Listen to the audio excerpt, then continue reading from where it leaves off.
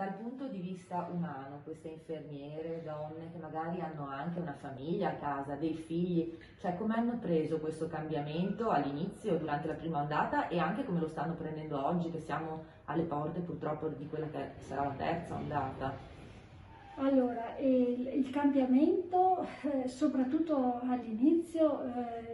è stato vissuto molto spesso con grande preoccupazione perché era soprattutto un anno fa un argomento di cui si conosceva poco e magari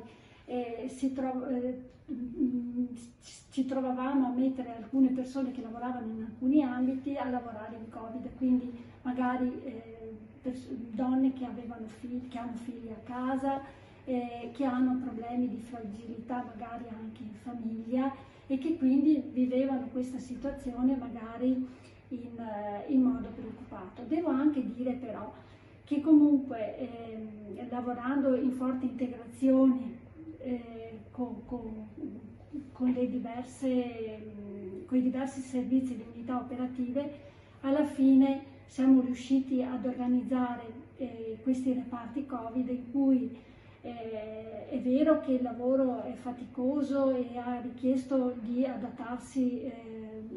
moltissimo a queste esigenze lavorative. È anche vero che abbiamo avuto una grandissima soddisfazione da parte della stragrande degli infermieri che sono stati impiegati nei reparti Covid, in quanto da un punto di vista umano abbiamo chiesto tantissimo per adattarsi a turni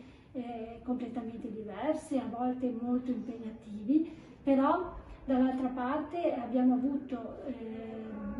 dei ritorni da queste persone di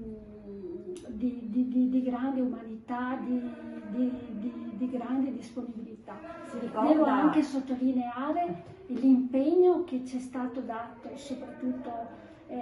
sia dalla parte di alcuni infermieri, operatori, ma anche di alcune